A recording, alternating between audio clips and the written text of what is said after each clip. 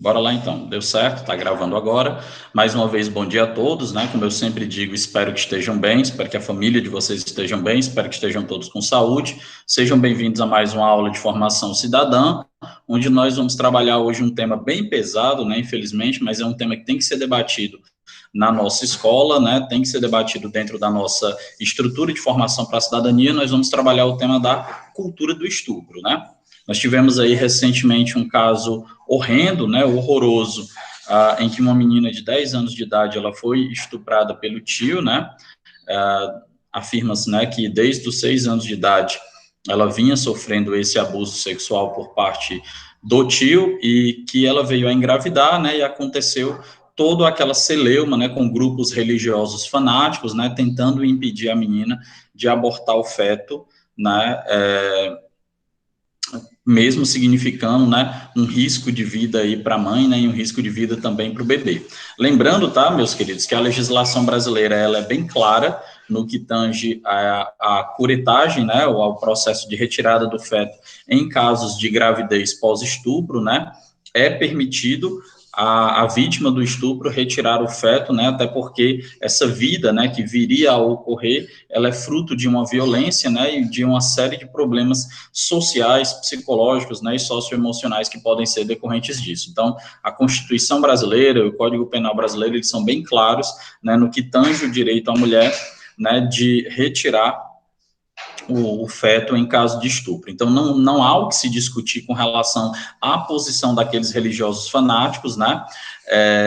Isso não interessa se a gente é contra ou é a favor do aborto, se a gente defende a livre escolha da mulher, ou se a gente defende a ideia de que não pode abortar. Isso não tem, essa discussão ela não cabe aqui, né? Ela não tem espaço aqui nesse momento, porque o momento que nós estamos discutindo é outro, completamente diferente. Nós estamos falando de um caso de um estupro de vulnerável, né, onde a vida da criança corria sério risco, né, caso essa gravidez fosse levada adiante, né. Me parece aí, então, até que algumas celebridades, elas irão, né, bancar tanto os estudos, né, quanto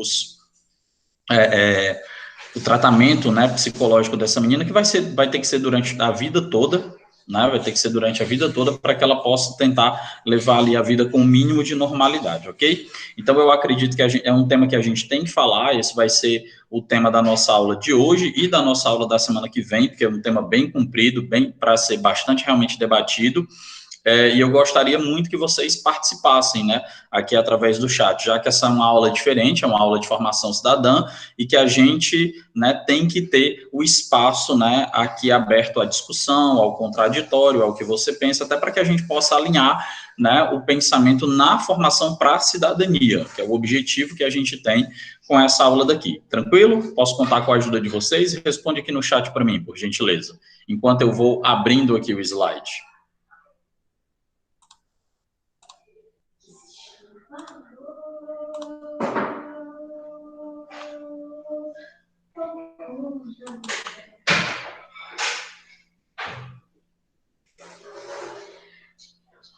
Pronto, a partir desse momento, tá, galera? Eu vou apresentar o slide aqui para vocês.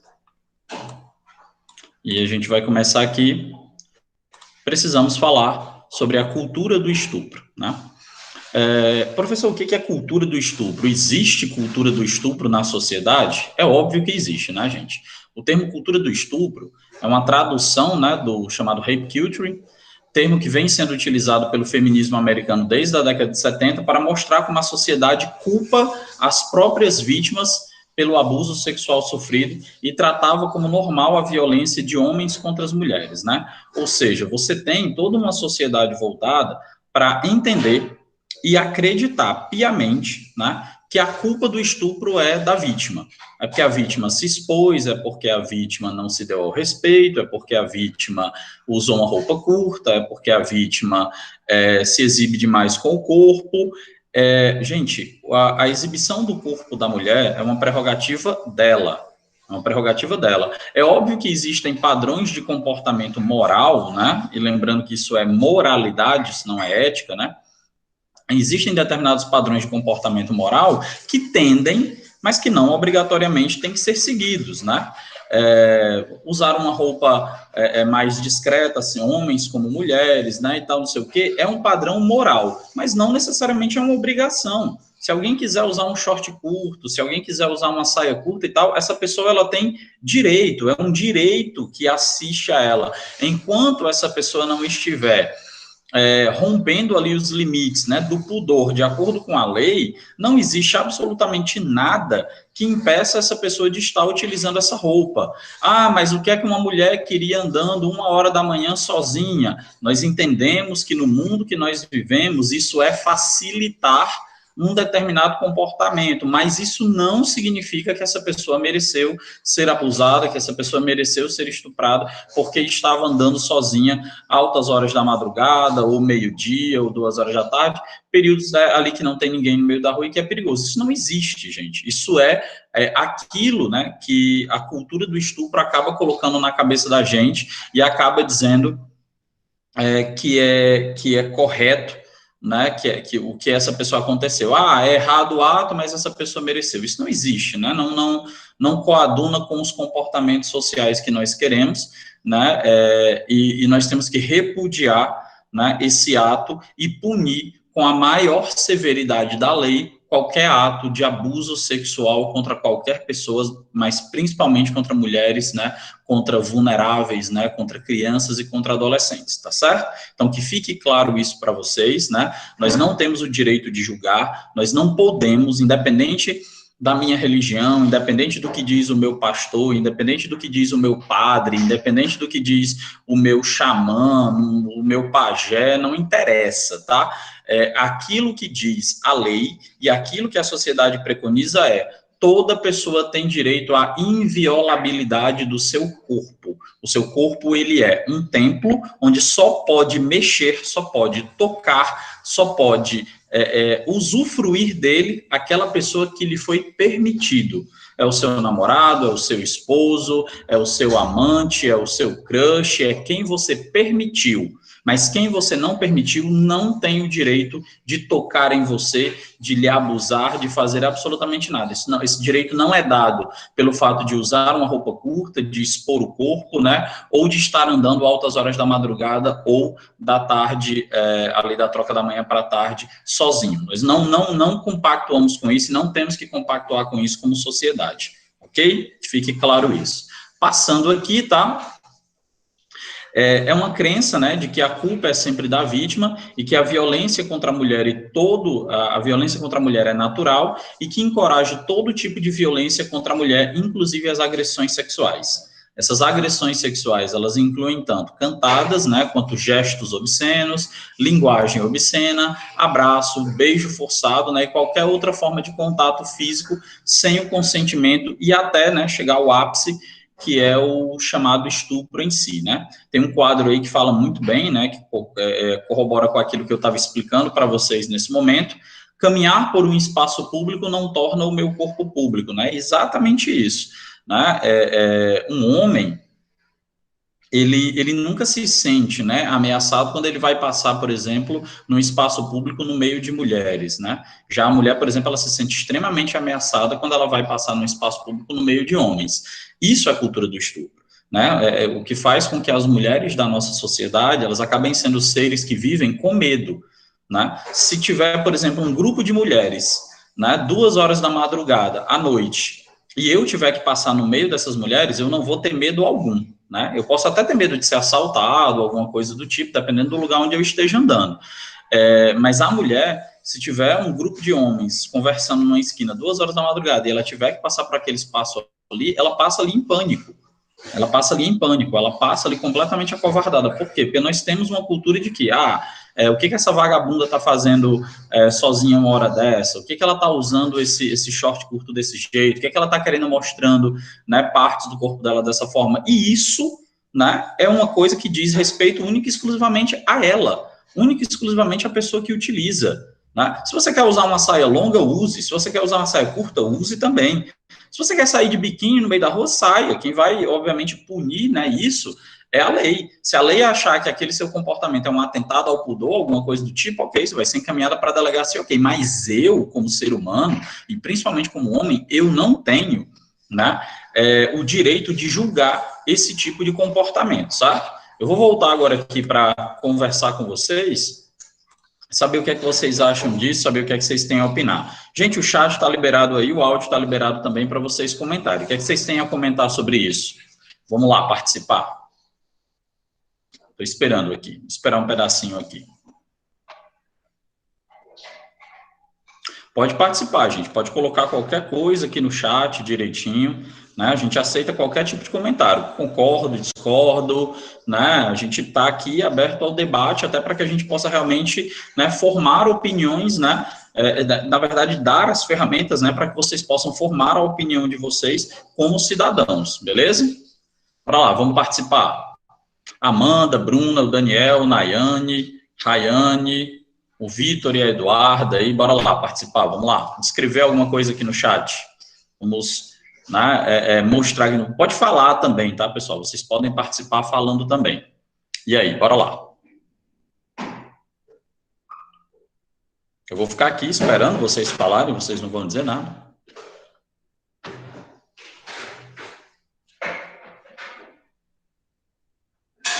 Bom, já que vocês não vão falar nada, né, então eu vou aqui continuar, beleza? Bora lá, vou voltar para o slide.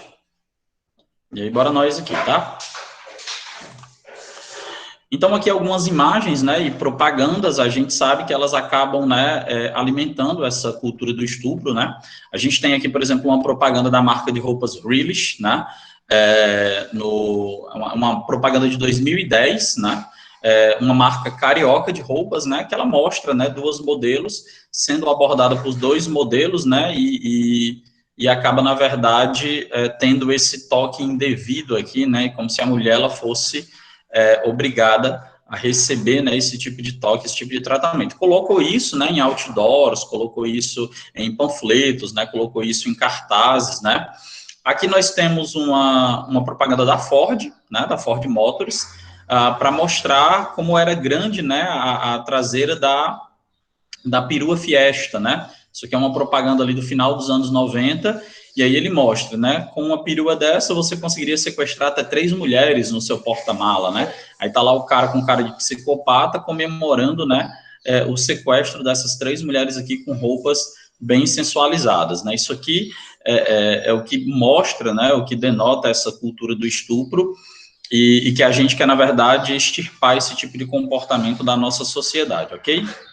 Aqui algumas outras propagandas, né, principalmente propaganda de cerveja, né, ela tem essa tendência a sensualizar demais o corpo da mulher, né, e aqui é uma propaganda da cerveja Skin, né, e aqui nós temos, né, uma propaganda do Prudence Preservativos, né, falando aqui da dieta do sexo e colocando, obviamente, a mulher como se fosse um objeto para poder ser usado, né, na hora do sexo. Então, tudo isso, pessoal, acaba, na verdade, alimentando essa cultura, que é uma cultura completamente negativa, né, que a gente quer, com muito, né, extirpar do comportamento social.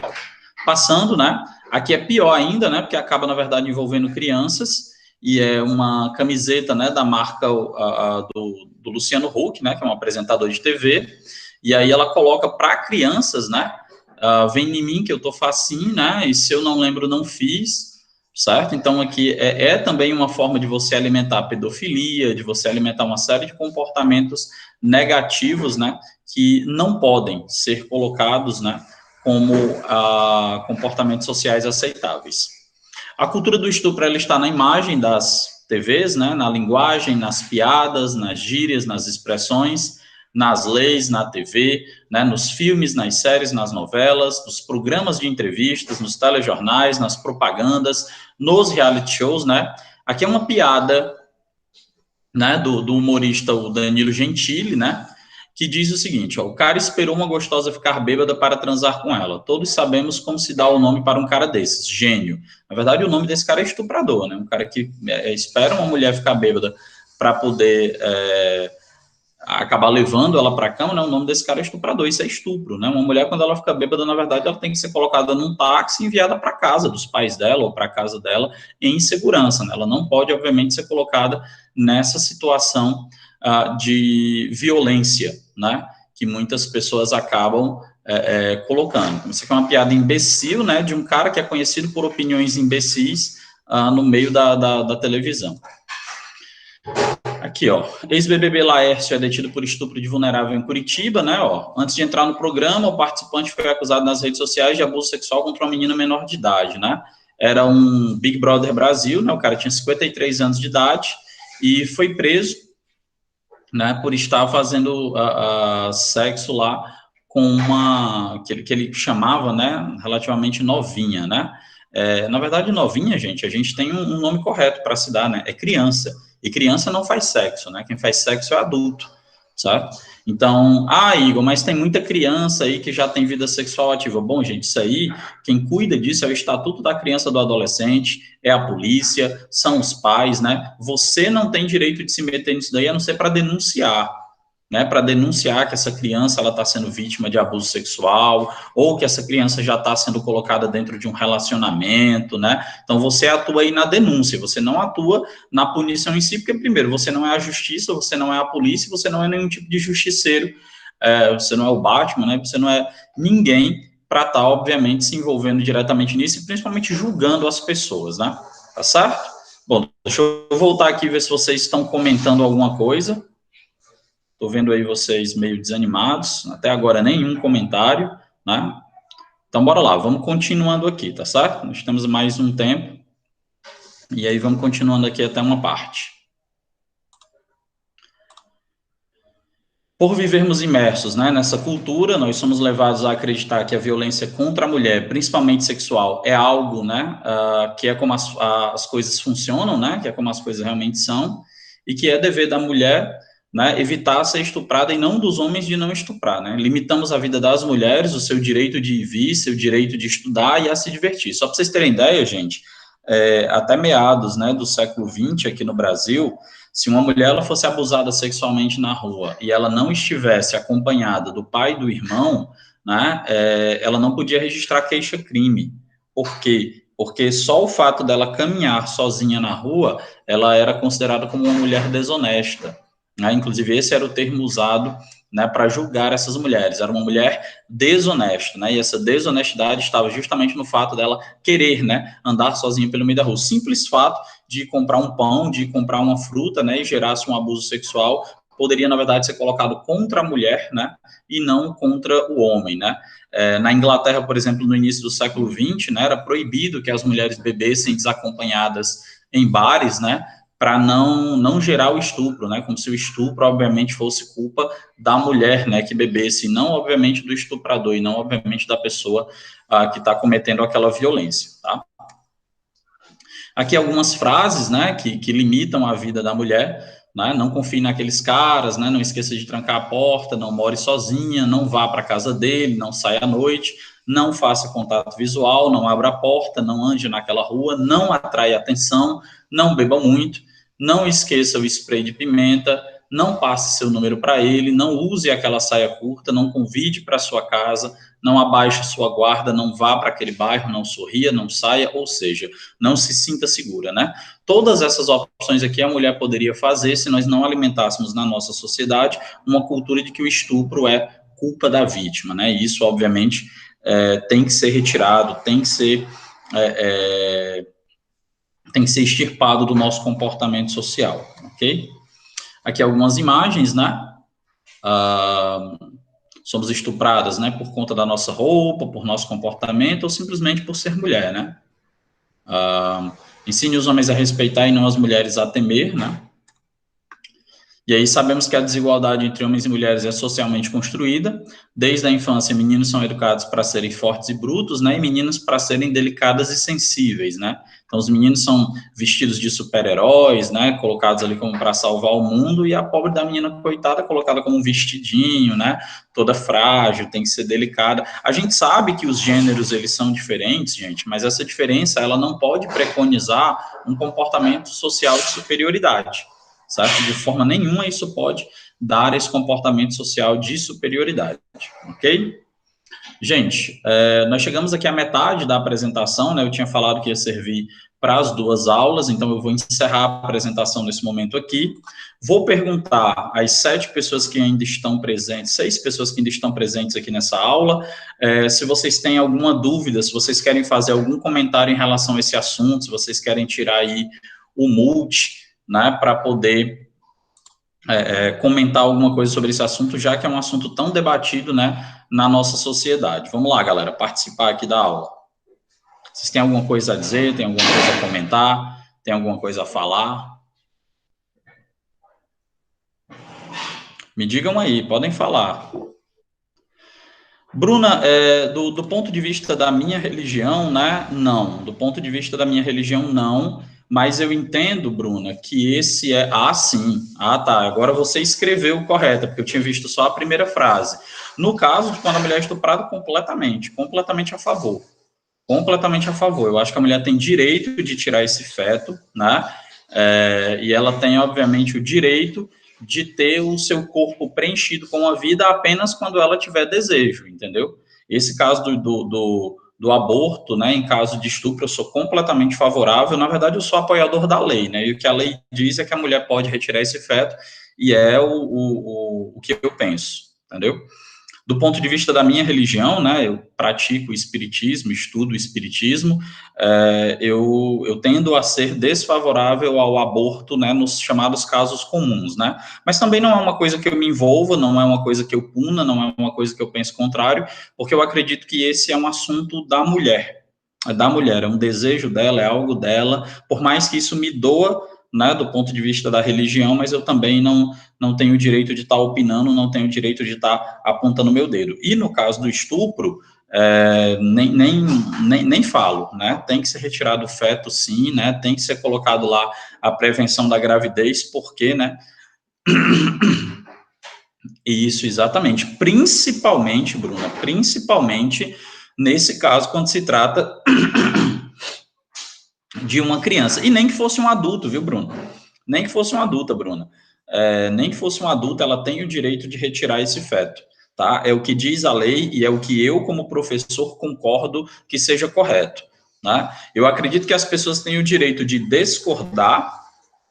discordar, mas eu acredito que a gente não tem o direito de tentar impedir, né? Por exemplo, você, Bruna, e eu não estou dizendo que é esse caso, mas você, Bruna, por exemplo, tem o direito de dizer que, não, professor, eu sou desfavorável ao aborto em todos os casos. Ok, é um direito seu, né? Mas você não tem o direito de apontar o dedo, você não tem o direito de julgar e você não tem o direito de impedir, que foi o que aqueles religiosos tentaram fazer ali na porta daquele hospital, numa medida completamente irracional e imbecil do ponto de vista social, entendeu? E você tem toda a razão quando disse que uma criança não pode ter outra criança, é verdade, é correto isso, tá certo? Vamos lá, galera, a Bruna já deu o pontapé aí de participação, vamos continuar participando, vamos continuar colocando aí as informações para a gente poder debater esse assunto aqui. O que vocês acham? Qual é a opinião de vocês em relação a isso? Bora lá. Tá terminando, mas ainda tem tempo da gente, né, fazer aqui um bem bolado de ideias. Esperando, hein, terceiro ano?